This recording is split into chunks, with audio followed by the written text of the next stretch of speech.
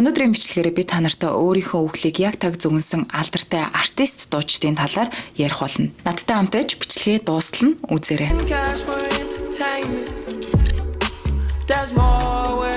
Нэгдүгээрт XXXTentacion буюу X.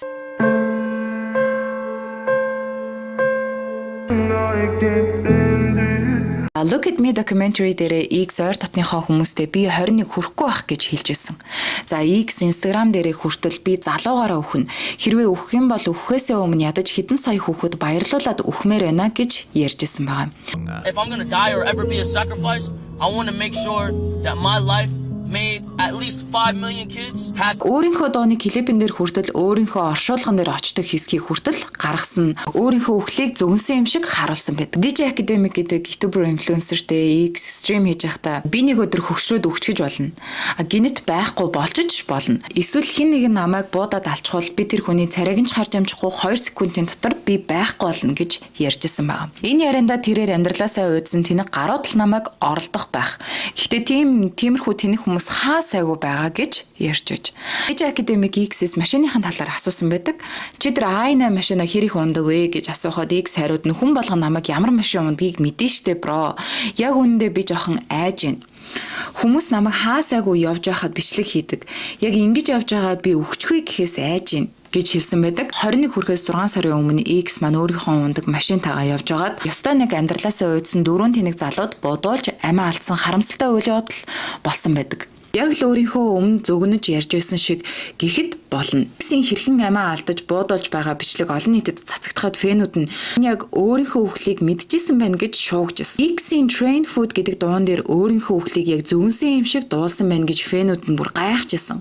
За тухайн дуун дээр No clue what there was next for me гэдэг нь надад дараа юу тохиолдохыг мэдэхгүй байна. Remember there was people walking, talking in distance гэдэг нь тэнд хүмүүс зайдуу алхаж бас ярьж ирснийг санаж байна.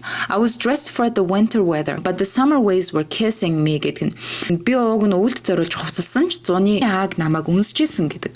За in the distance he waited me гэдэг нь тэр холоос намайг хүлээж исэн гэсэн иймэрхүү мөртүүд байдаг. X-ийн дуунуудыг авч үзвэл right гэдэг дуун үхэл, sad гэдэг дуун оршуулга, moonlight гэдэг дуун дараа төрлийг илтгэсэн байдаг байна. Үүнтэй яг адилаар John Lennon бас өөрийнхөө үхлийг зөвгөнсөн байдаг. John Lennon-ийн фэнүүдийн нэгэн түүнд нэгэн захиаг илгээж исэн. Түүн дээр эрхэм хүндэт John Lennon танд хэлэх гэж байгаа зүйлийг би Ouija board-оос олж мэдлээ. Ouija board гэдэг нь Америкчуудын дунд их алдартай сүнс дууддаг самбар байдаг. Тэр самбараар сүнстэй нөгөө ертөнцтэй холбогдож тоглодог гэж итгэдэг тийм самбар байдаг. За Ouija board-ын талаар аимшигын киноч хүртэл байдгийг зарим нь мэдэх бах. Тэгээд өнөөх фэн маань John Lennon чамаа хин нэгэн алхаар төлөвлөж байгаа юм байна гэдгийг Ouija board-ноос олж мэдлээ гэсэн захиаг 1965 оны ярилцлаган дээрээ уншиж өгч исэн. From information I received while using a Ouija board, I believe that there will be an attempt to assassinate you. John Lennon энэ захианы хариуд бидэнд тийм золгүй явдал тохиолдол онгоцонд явж байгаад ослоор үхэн нэг бол нэг эргүү юмд буудуулж өгөх бах та гэсэн хариу өгсөн байдаг. Энэ явдлаас 4 жилийн дараа Beatles Come Together гэдэг дуу цацсан байдаг. Энэхүү дууны дахил хэсэг дээр Shoot Me буюу намайг бууд гэсэн хэсэг маш олон давтагддаг байна. Зөвхөн энэ дууч биш Happiness is a Warm Gun гэдэг дуу гарсан. Уг дуун дээр хүн буудсан алуурчин хэрхэн таашаал авч байгаа тухай дуулагддаг. Түүгээрч зогсохгүй бүр илүү хачирхалтай үйл явдлын нэг нь зурхаач John Lennon чи Грек явахдаа арал дээр буудуулж магадгүй анхааруулсан ч хосууд аялалдаа явсан буудуулаагүй. Гэхдээ Америкийн нэг арал дээр буудуулсан байдаг. Энэ нь New York City. За New York City-гийн Manhattan хот бол яг арал дээр байдаг. За тэгээд байрныхаа гадаа буудуулж амиа алдсан байдаг. Түүнийг буудсан эргүү гарал яг л өөрийнх нь дуун дээр одоо хэлжсэн шиг хүн алах тэр enjoyment-ыг авах гэж буудсан гэсэн байдаг.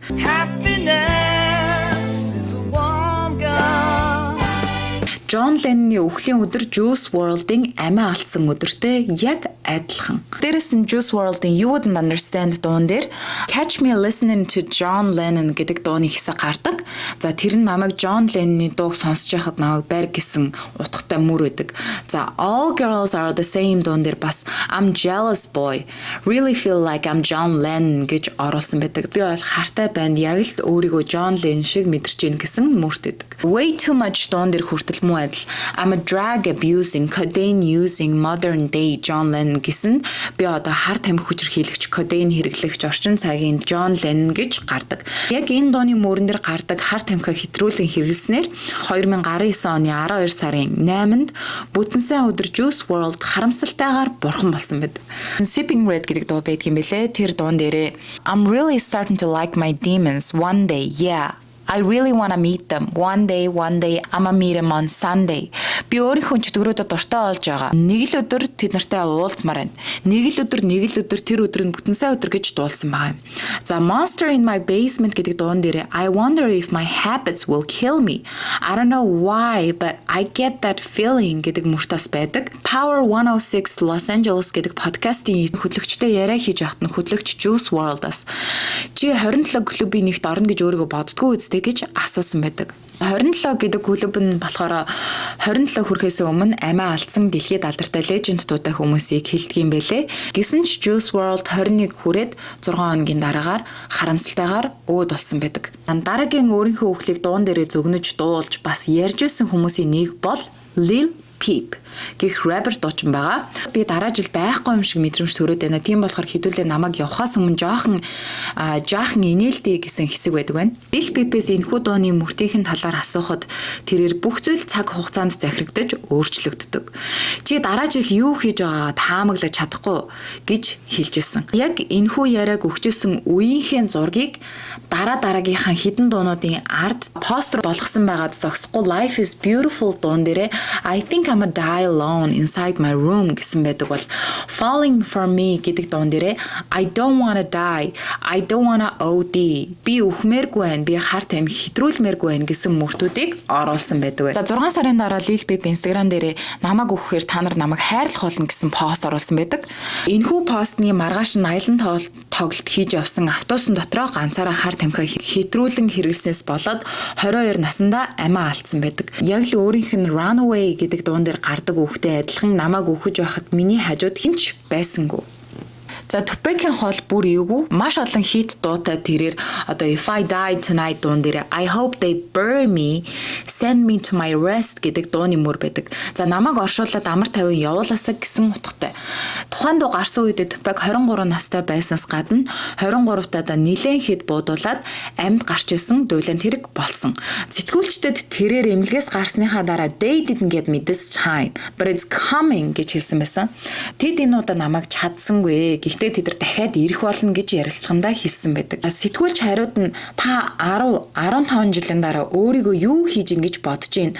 Ирээдүйд юу хийх төлөвлөгөө байна гэхдээ Tupac хамгийн сайндаа цемтэнд байх ах. Цемтэн ч арай бишээ. Хамуудын минь шатааж өгсөн гэлтгансан үнс байх ах гэж хариулж исэн. Tupac өөрийнхөө найз болох Smooth Beat одоо манч одоо хүүхдтэй болж амжихгүй нэ хөвшөн би чамд хэлээд дээ штэ. 25-аас сэтгэхгүй наслна гэж байна гэж хэлж исэн. 24 настай Death Around the Corner буюу үхэл яг булан иргэд гэдэг дуугаа цацчихад би өөрийгөө энэ ертөнцөөс явж байгааг зөвгөнсөн гэж ярьсан байсан.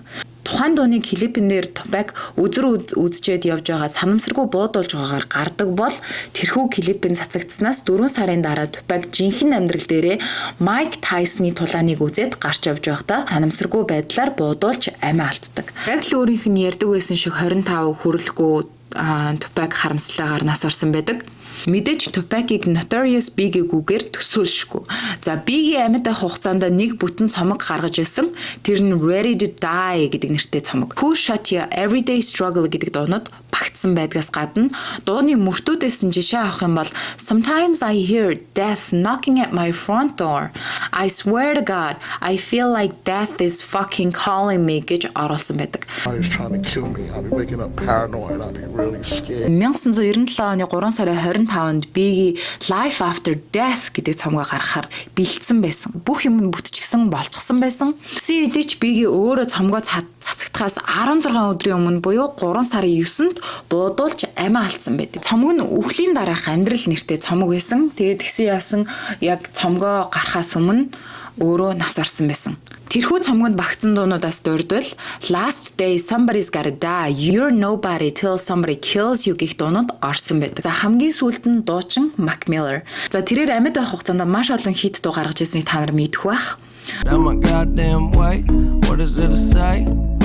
Миллер өөрөө хэлэхдээ надад юм зардаг дилерүүд битгий юм миний юмд хор хийчээрээ. Би 27 клуб нэгдмээргүй л байна шүү гэж хэлсэн байдаг. Miller-ийн Self-Care гэдэг дуу бол маш алдартай дуу. Та бүхэн ихэнх нь бараг мэдэх бах. Тэрээр энэхүү дууны клипэн дээр болохоор авсан дотроо хөвтөд тамхи татж байгаагаар одоо ингээд гарсан байдаг. Гэт харамсалтай нь Mac Miller 27 хүрэхээс 3 сарын өмнө overdose болж амнасаа алдсан байдаг. Ерөнхийдөө бол үг гэдэг бол маш энергитэй. Таны хэлж байгаа үг, хийж байгаа үйлдэл, ирээдүйд болох сайн эсвэл муу зүйлсийг одоо дуудаж идэг гэдэгт бол би итгэдэг. Тийм учраас хэнийг энд хэлэх үгээ бодож хэлж байгаараа та ч гэсэн өөртөө болон эргэн тойрныхоо бүх хүмүүст нөлөөлдөг гэдгийг бас өөрсдөө сайн ойлгох хэрэгтэй. За тэгээд энэ удаагийн бичлэг маань та нарт таалагдсан бол лайк болон subscribe хийхээ мартаоцай. Дараагийнхаа бичлэгээр уулзтлаа. Түр баяртай. Уулзтлаа.